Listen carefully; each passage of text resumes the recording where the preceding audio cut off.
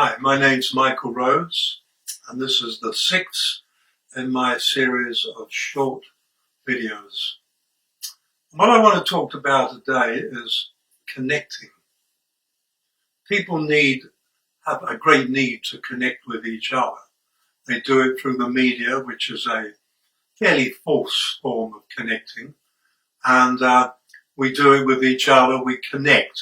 But one connection we've lost, two basic connections we've lost. We've lost the connection with self, soul self.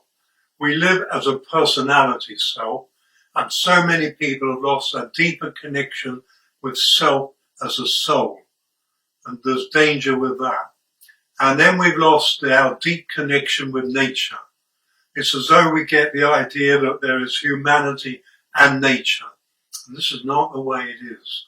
Humanity and nature are one. Nature is the natural evolution of consciousness. Humans, humanity, we are the creative evolution of consciousness. And so we work in harmony with each other. There's supposed to be a balance between us. But today humanity exploits nature. And that means we're exploiting selves, because we are nature. And as we exploit nature and we take away the great forests, the ancient forests, so we're taking away part of the balance that we need to keep our energy nicely in harmony with everything.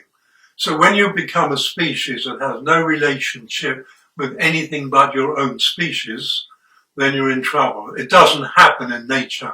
Everything in nature is interacting in its own environment with pretty well everything that's there. They connect, but we're not connecting. An example, when did you last walk onto the planet Earth and think about what you're actually doing? When did you last walk consciously onto grass, even onto the pavement, consciously walk and be aware of your connection with the Earth?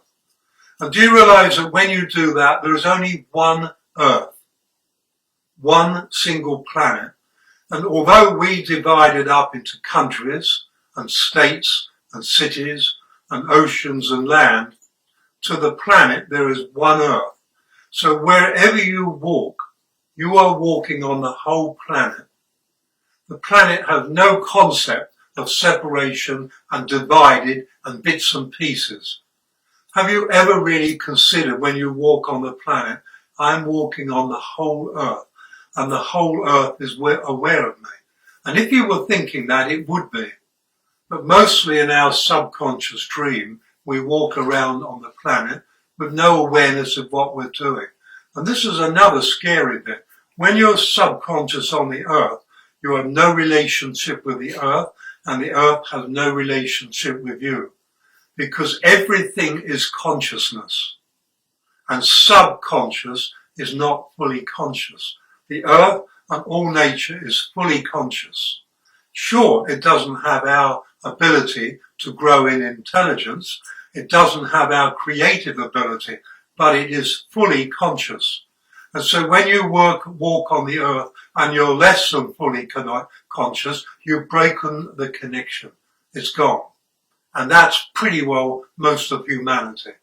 I'm sure there's 10, maybe 20% who are very connected and very aware of it. There are gardeners. I'm a gardener, a very keen gardener.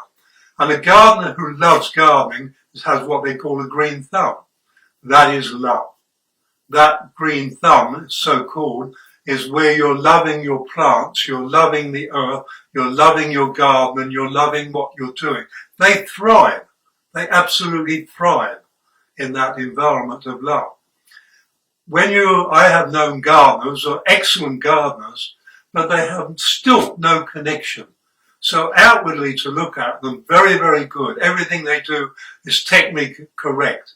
But if you walk into the garden and feel the energy, it's not there.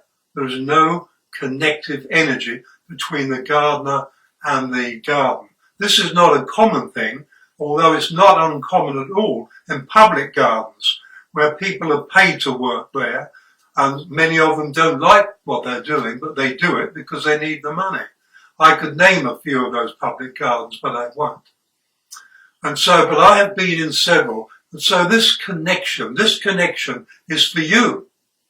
If you're connecting with the earth, do you think the earth is going to be made better by you? Actually, it is. But do you think you're going to be made better by the whole earth? And the answer again is yes, you are. Because when you connect, you're no longer in that illusion of isolation. You're no longer in that illusion of separation, where we perceive ourselves as each separate from each other, separate from life, where we perceive life as something outside that happens to us. It doesn't work that way. There is no such thing as separation. There's no such thing as isolation. And life is not out there because there is no out there. You are the world. You are humanity. You are nature. You are the universe. So there's nothing out there. And so what we've created is our illusion, a bubble of illusion in which we all live in. And because that's so uncomfortable, we connect those bubbles of illusion and we create a consensus reality of what illusion is. And it still doesn't work. People today, during this coronavirus, are dying of depression, anxiety, isolation and suicide. Isolation and separation, which brings on depression, is the number one cause of death today. And it's not even real. That's the incredible thing. It's not real. We are designed to be connected. There's one consciousness. And so we've separated our consciousness. And yet we can't. So we've created an illusion of separation from the single consciousness. You can't be separate from it. And when you connect, you suddenly feel clarity. You feel inner power.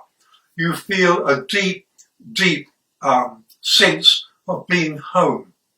Now, I was a school dropout. I didn't learn any of this at school. I left school at 14.